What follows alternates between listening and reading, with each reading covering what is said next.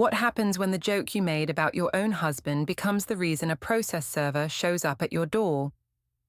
Can one woman's harmless affair and public humiliation of her husband really end with her losing everything to a law she never bothered to understand? The answer landed in my lap the day I got served, and I never realized he was gathering evidence the whole time. Before we dive deeper into this story, I have one small request. Please subscribe, drop a like, comment, and hit that hype button to boost this channel so more people can discover these incredible stories.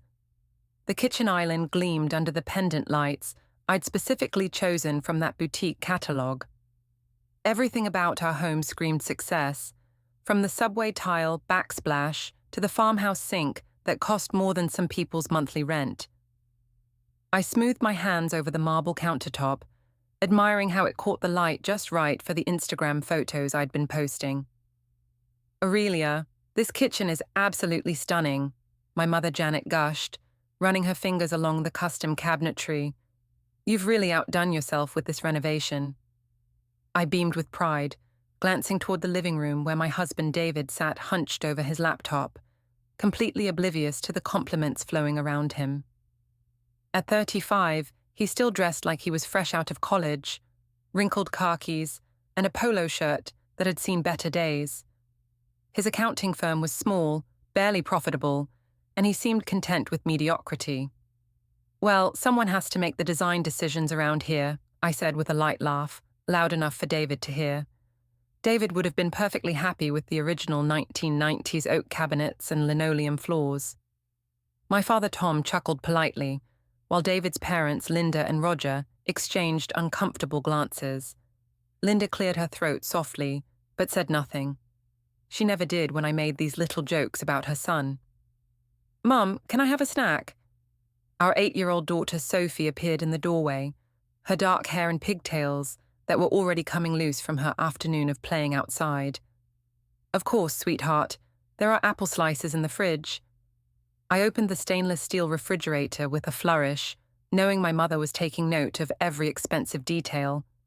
David finally looked up from his laptop. "Hey, Sophie, come here and give Daddy a hug." Sophie ran to him, and I watched as his face softened completely. Whatever else I could say about David, he was devoted to our daughter. Sometimes I wondered if Sophie was the only thing keeping him in this marriage. "David, honey, could you close the laptop? We have guests," I said, my voice carrying just the slightest edge of irritation. "Sorry, just finishing up the Morrison account. You know how it is during tax season." He closed the laptop but kept his eyes down, avoiding the disapproving looks from my parents. "Tax season ended 3 months ago," I muttered under my breath, but loud enough for everyone to hear. My mother smirked, and I felt a familiar rush of validation. Linda Finch finally spoke up. "Actually, David's been working on some complex business restructuring for several clients. It's quite impressive work." "Oh, I'm sure it is," I replied with a smile that didn't reach my eyes. David's always been very thorough with his work. The way I said thorough made it sound like a character flaw rather than a virtue.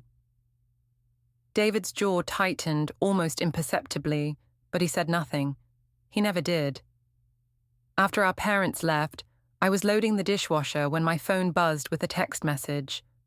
The name on the screen made my pulse quicken. Marcus Thompson. We'd gone to college together, and he'd recently moved back to town for a sales job. He was everything David wasn't: confident, ambitious, charming. "Great seeing you at lunch yesterday. Can't stop thinking about our conversation. When can we do it again?"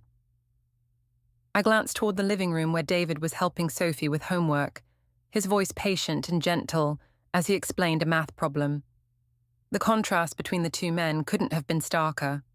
Marcus made me feel alive, desired, appreciated for who I really was, instead of just being taken for granted. I typed back quickly, "Soon, I'll figure something out." "Mummy, why do you always laugh when you talk about Daddy?" Sophie's voice startled me. She was standing in the kitchen doorway, her homework folder clutched against her chest. "What do you mean, sweetheart?" I slipped my phone into my pocket, hoping my face didn't betray the guilt I suddenly felt. Like tonight, when Grandma and Grandpa were here. You were laughing about Daddy, but it didn't seem like happy laughing. Out of the mouths of babes, I knelt down to Sophie's level, forcing a bright smile. Mommy and Daddy just have different ways of doing things sometimes. That's normal in marriages. But Daddy looked sad. Daddy's just tired from work, honey. Now go brush your teeth. It's almost bedtime. Sophie nodded and headed toward the stairs, but I caught her glancing back at David with a worried expression that made my stomach twist uncomfortably. Later that night, as David and I lay in bed, the silence between us felt heavier than usual. He was reading one of his accounting journals, and I was scrolling through social media, looking at Marcus's photos from his weekend hiking trip. He looked incredible in his athletic gear, so different from David's pale, sedentary appearance. Aurelia? David's voice cut through the quiet. Are you happy? The question hung in the air between us. I could have said yes, could have turned toward him and tried to bridge the growing distance between us. Instead, I kept scrolling through my phone. I'm tired, David. Can we not do this tonight? He was quiet for a long moment. Okay. Good night. Good night. But as I lay there in the darkness, Marcus's text message replaying in my mind, I knew that nothing about this night or our marriage was good anymore. I deserved more than this suburban mediocrity. I deserved to feel alive again. What I didn't know was that David was lying awake too, staring at the ceiling and finally beginning to understand that the woman he'd married no longer existed. And unlike me, he was starting to plan for what came next. The cafe on 5th Street had become my sanctuary. Marcus and I had been meeting there twice a week for the past month, always during my lunch break from the corporate HR office where I worked. He had this way of looking at me like I was the most fascinating woman in the world, hanging on every word I said about my job, my dreams, my frustrations. You're wasted in that marriage, Marcus said, reaching across the small table to touch my hand. His fingers were warm, confident. A woman like you should be with someone who appreciates what he has. I felt that familiar flutter in my stomach, the rush of being truly seen and desired. It's complicated, Marcus. There's Sophie to think about, and David. He's not a bad person, he's just boring, Marcus supplied with a knowing smile. Boring, I agreed, laughing despite myself. God, that makes me sound awful, doesn't it? It makes you sound honest. Life's too short to settle for boring, Aurelia. When I returned to the office that afternoon, I was practically glowing. My colleague Jennifer noticed immediately. Someone's in a good mood, she said, looking up from her computer. Good lunch? Just had coffee with an old friend from college, I said, trying to sound casual. You know how it is. Sometimes you need to connect with people who really get you. Everything okay at home? I hesitated, then decided to test the waters. David's been distant lately, withdrawn. I think he's going through some kind of midlife crisis or something. He barely talks to me anymore. It wasn't entirely true. David had been trying to talk to me more, asking about my day, suggesting we plan date nights. But his efforts felt forced, desperate even, and they certainly couldn't compete with the electric chemistry I felt with Marcus. That's rough, Jennifer said sympathetically. Marriage is hard work. It shouldn't be this hard, though, should it? I mean, we're only 33 and 35. We should still be in the honeymoon phase, not acting like roommates. That evening, David was in his home office when I got back from work. I could hear him on the phone with a client, his voice professional and patient as he explained some complex tax situation. When he finally emerged, he looked tired. How was your day? He asked, loosening his tie. Fine, busy. I was already scrolling through my phone, looking for a message from Marcus. How was yours? Good. I finished the Patterson audit, and I think I found a way to save them about $15,000 in taxes this year. That's nice. I wasn't really listening. Marcus had sent me a photo from his afternoon sales call, him standing in front of some corporate building, looking successful and dynamic. Aurelia, are you listening to me? I looked up, annoyed by the interruption. Of course I'm listening. You saved someone money. That's great, David. He studied my face for a moment, and I saw something shift in his expression. Who are you texting? Just Jennifer from work. Girl stuff. The lie came easily. Speaking of which, I might go out for drinks with some of the girls from the office Friday night. Team building thing.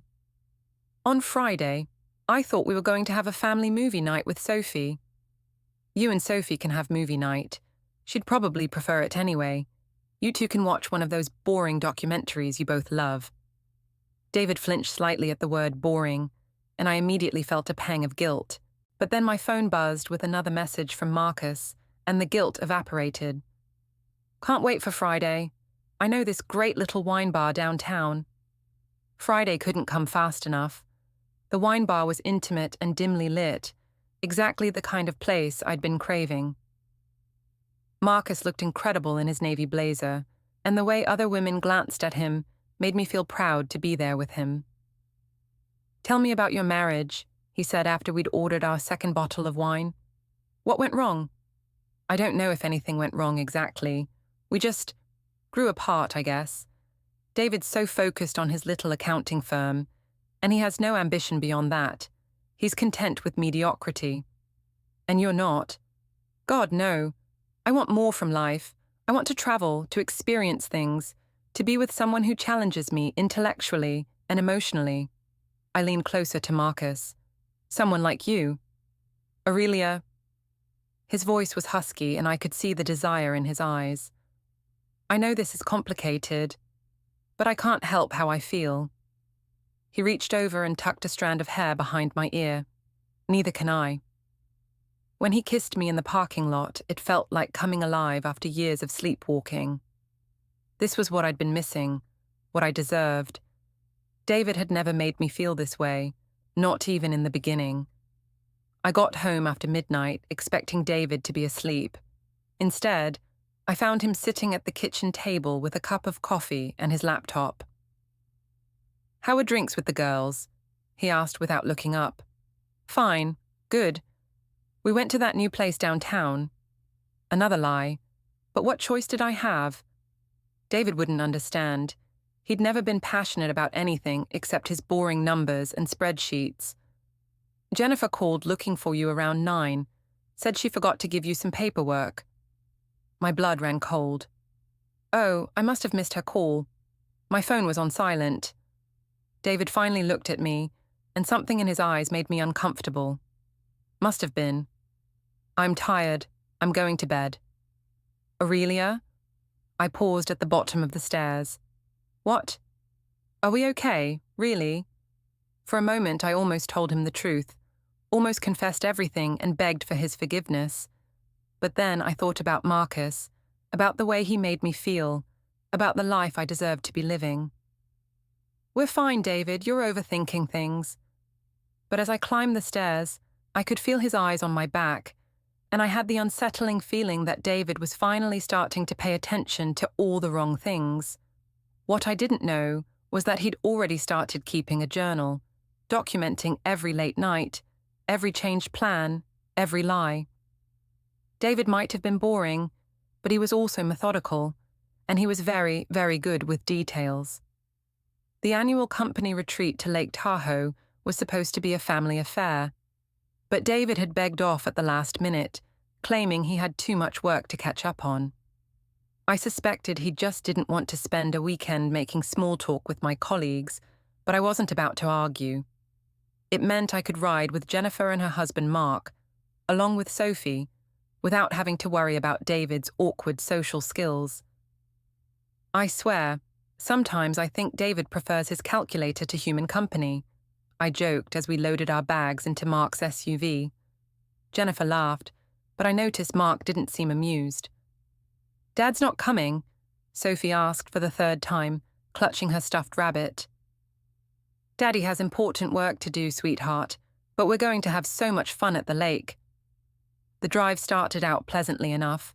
Jennifer and I chatted about office gossip, while Mark focused on the road and Sophie played games on her tablet. But about 2 hours in, We stopped at a gas station in a small mountain town, and everything went sideways. I was inside paying for snacks when my phone rang. David's name appeared on the screen, and I almost didn't answer. But something made me pick up. "Hey, what's up?" "Aurelia, I need to ask you something, and I need you to be honest with me." His tone was different, sharper than usual. "Okay." "Who is Marcus Thompson?" My heart stopped. "What? I don't know what you mean." "I found the restaurant receipt from last Friday. The wine bar downtown. For 2 people. Jennifer never called you that night, by the way." I called her back to clarify, and she was very confused about why I thought she'd called. I felt trapped, cornered. Through the gas station window, I could see Jennifer pumping gas while Mark cleaned the windshield. Sophie was still in the back seat, oblivious to the fact that her world was about to implode. "David, you're being paranoid. It was a work thing." "A work thing at a romantic wine bar, at midnight. Aurelia, I'm not stupid." "Could have fooled me," I snapped before I could stop myself. The words hung in the air between us, and I immediately knew I'd made a terrible mistake. There was a long silence. When David spoke again, his voice was eerily calm. "I see. David, I didn't mean—" "Yes, you did. You meant exactly what you said." Another pause. "When you get back from your trip, we need to have a serious conversation about our marriage." "Fine, whatever, I have to go." I hung up and stood there shaking, fury and fear warring in my chest. How dare he question me? How dare he spy on me and check up on me like I was some kind of criminal? I was the one working full-time while managing our household and raising our daughter. I was the one who'd turned our house into a showplace and maintained our social connections. I deserved better than his suspicion and accusations. By the time I got back to the car, I was seething. "Everything okay?" Jennifer asked, noticing my expression. "David's being a complete ass," I said, loud enough for Sophie to hear.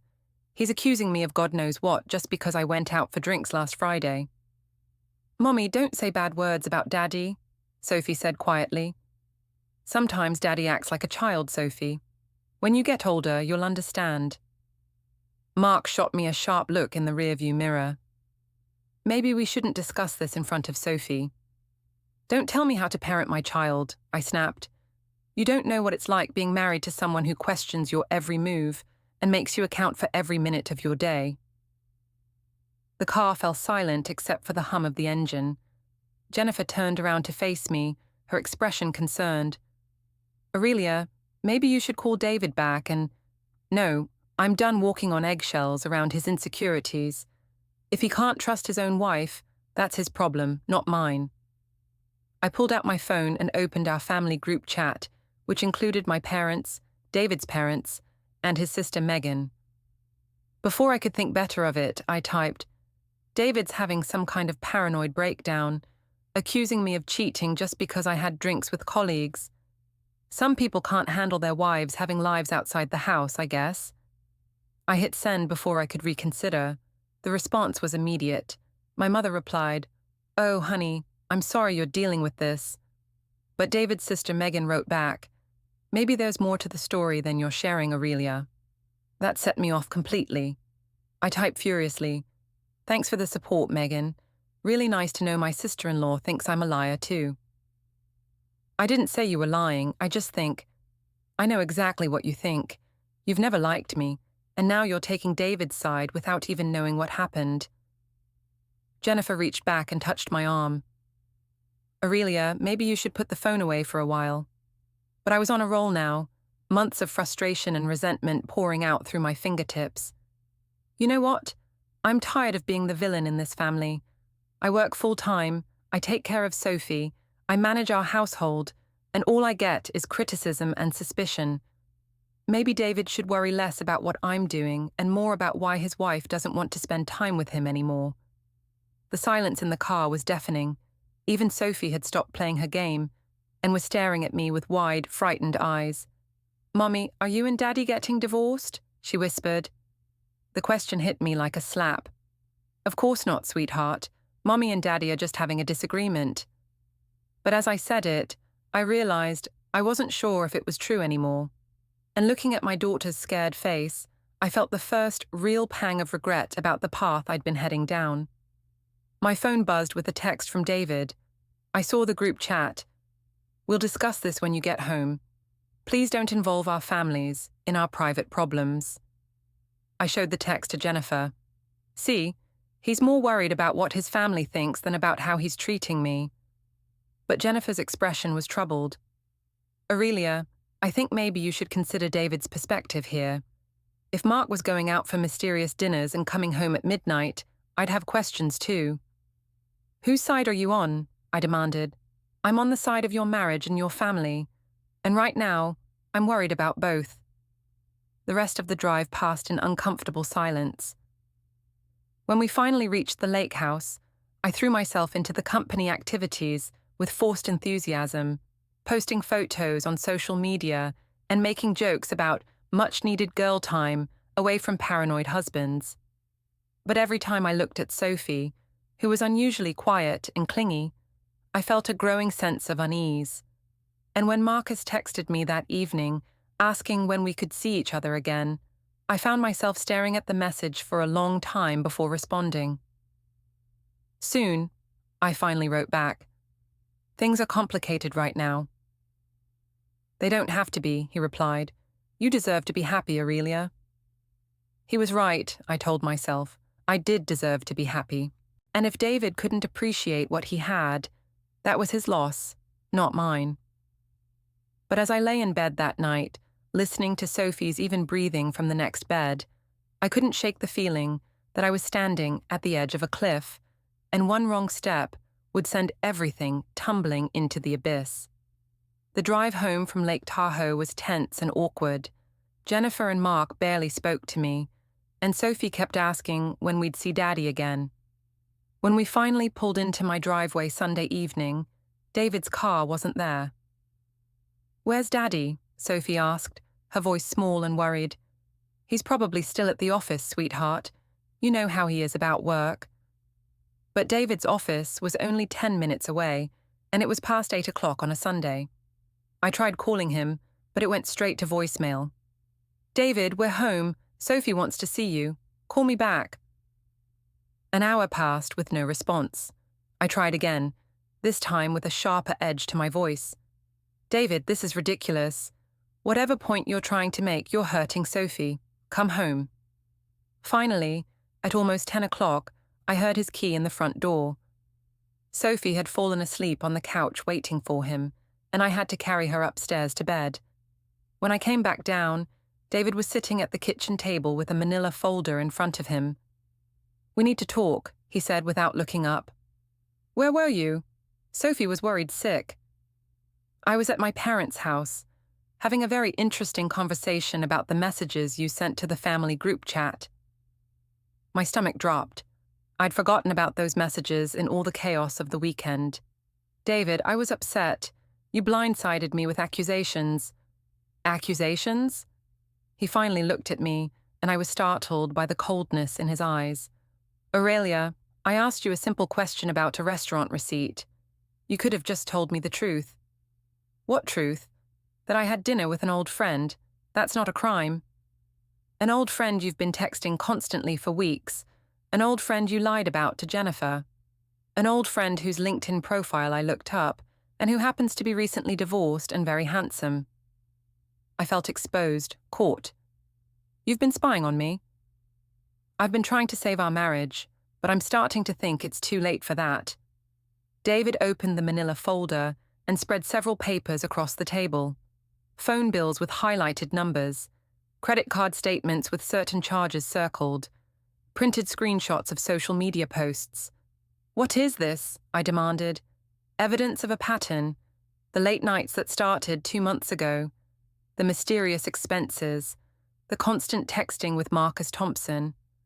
The lies about where you've been and who you've been with. I stared at the papers, my mind racing. "This is insane, David. You're acting like some kind of detective." "I'm acting like a husband who's trying to figure out why his wife has checked out of their marriage. Maybe because my husband doesn't trust me. Maybe because he's boring and suspicious and..." "And what, Aurelia? Finish the sentence." I opened my mouth to continue the attack, but something in his expression stopped me. David looked defeated, broken, and for the first time in months, I really saw him, not as the obstacle to my happiness, but as the man I'd married, the father of my child, the person who'd loved me unconditionally for over a decade. David, I started, but I didn't know how to finish. Are you having an affair? The question hung between us like a loaded gun. I could have confessed everything, could have begged for forgiveness and promised to end things with Marcus, could have fought for our marriage. Instead, I said, I want to divorce. The words surprised even me. I hadn't planned to say them, but once they were out there, they felt true. I was tired of pretending, tired of feeling guilty, tired of David's hurt puppy dog eyes and his desperate attempts to fix something that was already broken. David was very still for a long moment. Then he quietly gathered up all the papers and put them back in the folder. Okay, he said. Okay? If that's what you want, then okay, but I want joint custody of Sophie, and I want to keep the house. You can't afford this house on your own. Actually, I can. My business has been doing better than you realize, and I've been putting money aside for a while now, just in case. That stung. Just in case what? Just in case my wife decided she was too good for her boring husband and wanted to trade up. David, I'll sleep in the guest room tonight. Tomorrow I'll call a lawyer. He stood up and walked toward the stairs, then paused. For what it's worth, Aurelia, I really did love you. I would have done anything to make this marriage work, but I can't compete with a fantasy. After he left, I sat alone in my beautiful kitchen, staring at the marble countertops and custom cabinetry that suddenly felt like a prison. I pulled out my phone and texted Marcus. It's over with David. We're getting divorced. His response came quickly. Are you okay? Do you want to talk? Yes. Can you come over? I don't think that's a good idea tonight. Let's meet tomorrow for lunch. I stared at his message, feeling a chill of disappointment. This was my big moment, my declaration of freedom, and Marcus wanted to meet for lunch. I need you, I typed. I know, baby, but we need to be smart about this. Tomorrow, okay? I threw my phone across the room, watching it skitter across the hardwood floor. This wasn't how it was supposed to go. David was supposed to fight for me, to beg me to stay. Marcus was supposed to rush over and hold me while I cried. Instead, I was sitting alone in my perfect house, feeling more isolated than ever. Upstairs, I could hear David moving around in the guest room, and I wondered if he was crying. Part of me wanted to go to him, to take back everything I'd said and try to rebuild what we'd lost. But I didn't. Because deep down, I still believed I deserved better than David Finch and his small, predictable life. I deserved passion and excitement, and a man who made me feel alive. What I didn't know was that David wasn't crying. He was methodically photographing every document in his folder and uploading them to a secure cloud storage account. He was also drafting an email to the best divorce attorney in town, requesting a consultation for first thing Monday morning. David might have been boring, but he was also thorough, and he was about to show me just how dangerous a thorough man could be when he finally stopped trying to save a marriage and started trying to win a war. Monday morning came too soon and hit too hard. I'd barely slept, and when I dragged myself downstairs for coffee, David was already gone. There was a note on the counter, written in his precise handwriting. Picked up Sophie for school. We'll handle pickup too. Please don't discuss our situation with her until we've figured out logistics. Even his breakup notes were boring and practical. I was 20 minutes late to work, which Jennifer noticed immediately. Rough weekend? She asked, but her tone was cooler than usual. You could say that. David and I are getting divorced. Jennifer's eyebrows shot up. What? Aurelia, what happened? We had a big fight when I got home. He's been spying on me, going through my phone records and credit card statements. I can't live with someone who doesn't trust me. But why doesn't he trust you? The question caught me off guard. What do you mean? I mean, is there a reason for his suspicion? Because honestly, you've been acting pretty strange lately. All those mysterious lunch meetings, the late nights, the constant texting. I stared at Jennifer, feeling betrayed. I can't believe you're taking his side. I'm not taking anyone's side. I'm trying to understand what's happening to one of my closest friends. What's happening is that I'm finally standing up for myself instead of settling for a mediocre marriage with a man who bores me to tears. Jennifer was quiet for a moment, then said, Aurelia, can I ask you something? Are you having an affair? That's none of your business. Actually, it kind of is, because you've been using me as your alibi, and I don't appreciate being lied to. Before I could respond, my phone rang. The caller ID showed David's lawyer's office, which seemed impossibly fast. Mrs. Finch, this is Patricia Williams from Coleman, Williams and Associates. Your husband has retained our services for divorce proceedings. We'd like to schedule a meeting with you and your attorney to discuss settlement terms. Settlement terms? We just decided to get divorced last night. Mr. Finch has been quite thorough in documenting his position. I think you'll find it's in everyone's best interest to resolve this matter quickly and amicably. After I hung up, Jennifer was staring at me with a mixture of concern and disappointment. David already has a lawyer, she asked. Apparently. I felt sick to my stomach. How had he moved so fast? Aurelia, I think you need to be very careful here. David's not the pushover you think he is. That afternoon, I met Marcus at our usual cafe, desperate for some comfort and reassurance. But he seemed distracted, checking his phone constantly and avoiding eye contact. I told David I want a divorce, I announced, expecting him to be pleased. Instead, he looked uncomfortable. Wow, that's big. I thought you'd be happy. Now we can be together properly. Marcus shifted in his seat. Aurelia, we should probably talk about that. I mean, you're going through a divorce and that's complicated. Maybe we should slow things down until you get your life sorted out. I felt like I'd been slapped. Slow things down?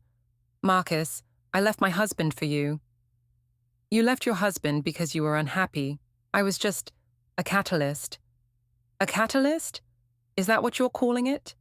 Look, I care about you, I really do. But I'm not ready for the kind of serious relationship you're talking about. I thought you understood that. I stared at him, finally seeing clearly for the first time in months.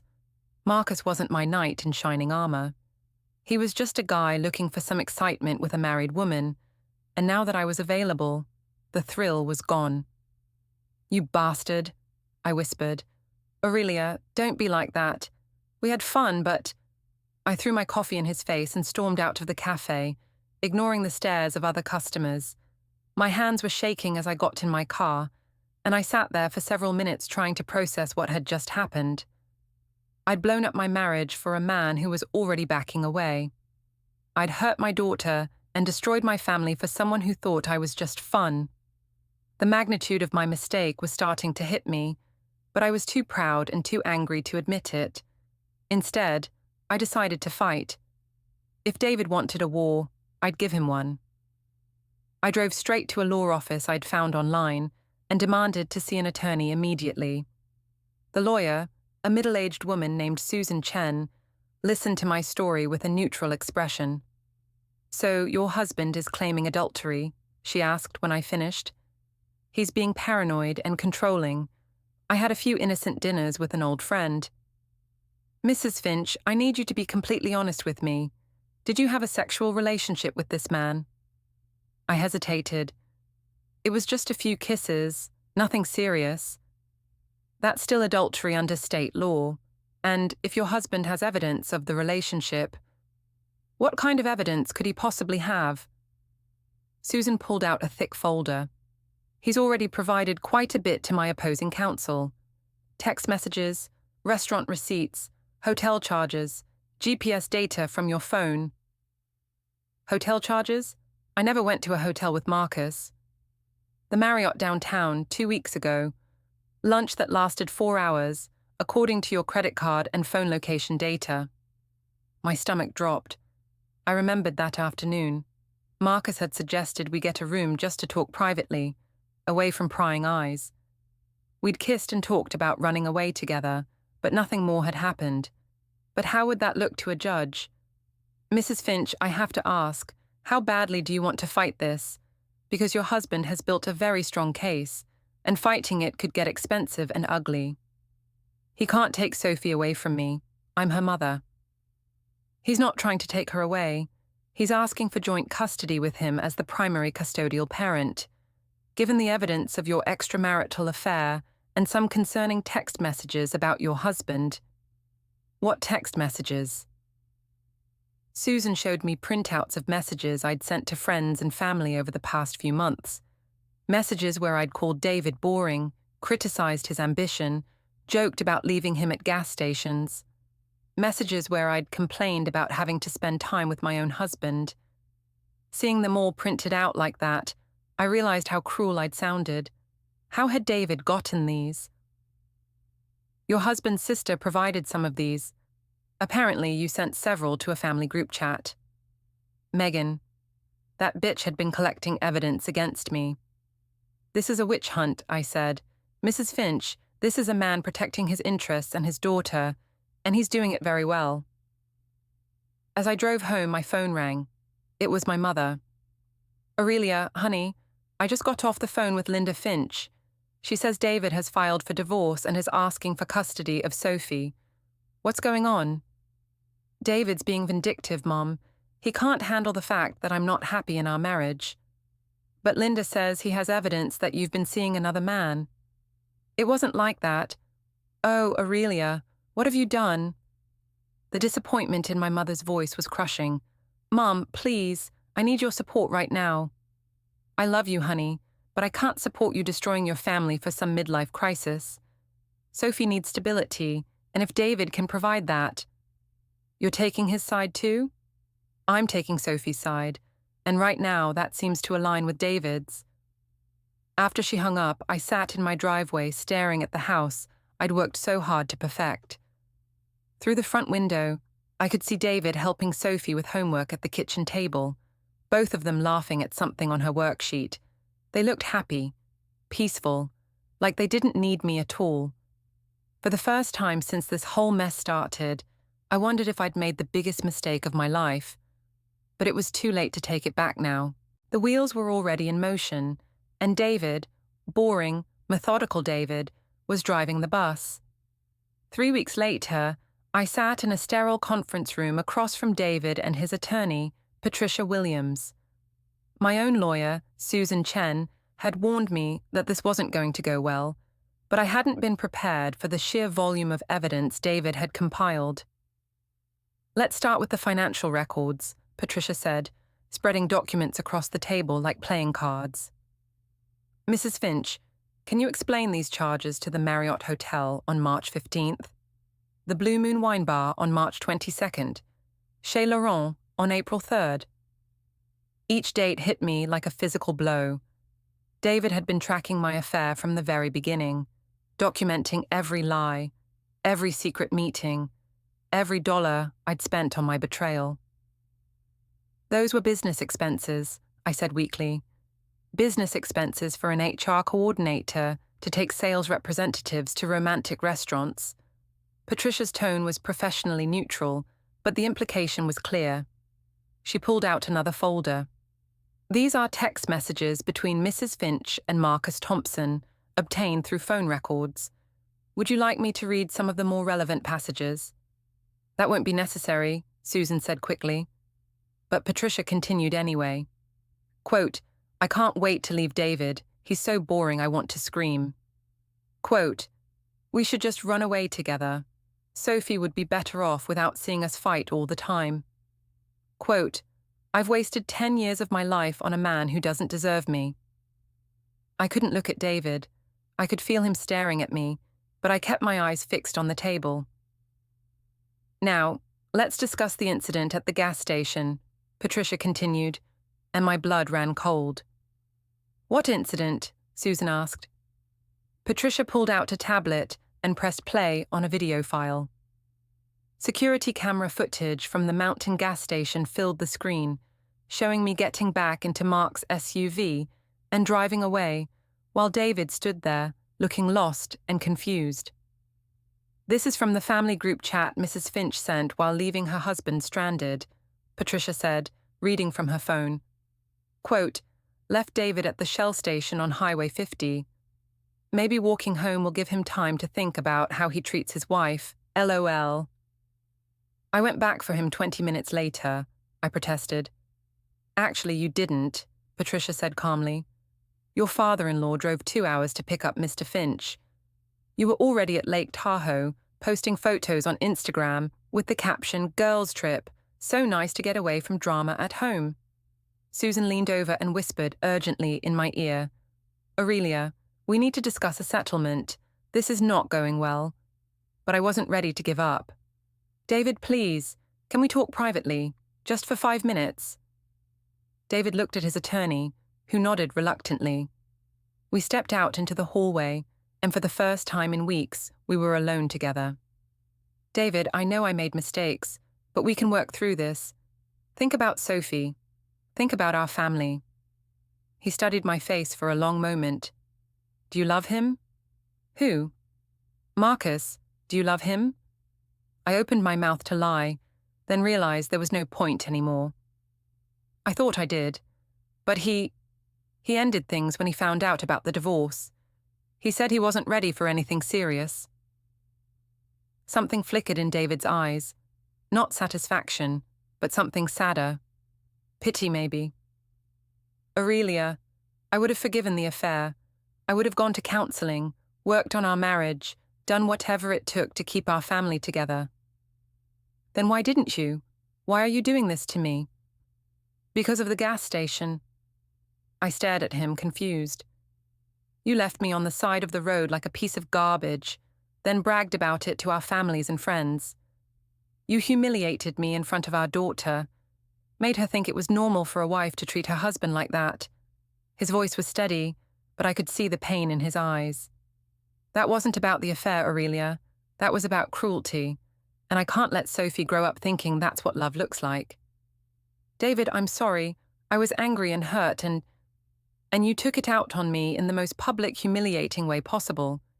Then you doubled down on it instead of apologizing." I wanted to argue, to defend myself, but the words wouldn't come, because he was right. The affair was one thing, but the gas station incident was something else entirely. It was mean-spirited and cruel, and I'd done it in front of our daughter. "What do you want from me?" I whispered. "I want you to be a good mother to Sophie. I want you to get your life together and figure out what actually makes you happy instead of just running from what doesn't. And I want you to let me go." We went back into the conference room, and Susan immediately started negotiating. In the end, I got supervised visitation with Sophie every other weekend, alimony for 2 years, and my car. David got everything else: the house, primary custody, and most of our assets. "This is very generous, considering the circumstances," Susan told me afterward. "David could have pushed for much less." A month later, I was living in a small apartment across town, working the same job, but without the respect of my colleagues, most of whom had heard about the divorce through Jennifer. My parents spoke to me, but the conversations were strained. David's family had cut me off completely. Sophie was the hardest part. During our supervised visits, she was polite but distant, clearly more comfortable with her father than with me. She'd started seeing a counselor to help her process the divorce, and I wasn't allowed to ask her about what they discussed. "Mummy, why did you leave Daddy at the gas station?" she asked during one visit to Chuck E. Cheese, one of the few places that felt safe and neutral. "I was angry, sweetheart. Sometimes adults do stupid things when they're angry. But Daddy never did stupid things when he was angry at you." The observation cut deeper than any lawyer's argument had. She was right. David had never retaliated, never tried to hurt me the way I'd hurt him. Even now, in divorce proceedings, he was being fair and reasonable. "You're right," I told her. "Daddy is a better person than Mommy sometimes." 6 months after the divorce was finalized, I ran into Jennifer at the grocery store.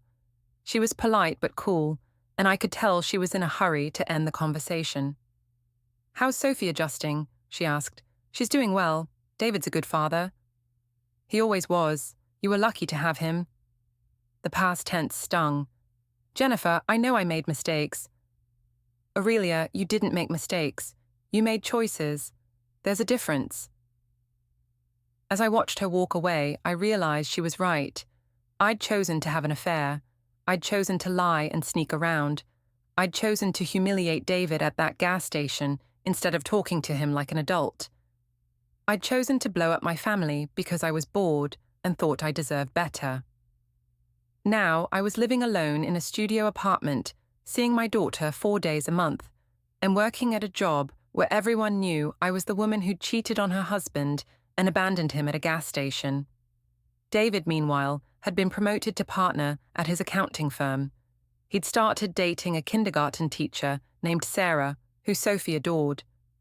They were taking things slowly, being careful not to rush into anything, but I could see in his social media photos that he was happy in a way he'd never been with me. The final blow came a year later, when David and Sarah got engaged. Sophie called to tell me the news, her voice bubbling with excitement. "Sarah's going to be my stepmom. She's teaching me to braid friendship bracelets, and she makes the best chocolate chip cookies ever." "That's wonderful, sweetheart," I managed to say. "I'm happy for you." And surprisingly, I was. Not happy for David, that still stung too much, but happy for Sophie. She deserved a stable, loving home with parents who respected each other and put her needs first. As I hung up the phone, I caught my reflection in the bathroom mirror. I looked older, tired, worn down by the consequences of my choices. But maybe that wasn't entirely a bad thing. Maybe I needed to look like someone who'd learned hard lessons. I thought about Marcus, who'd moved to another city shortly after our affair ended. I thought about the gas station and the look on David's face when I drove away.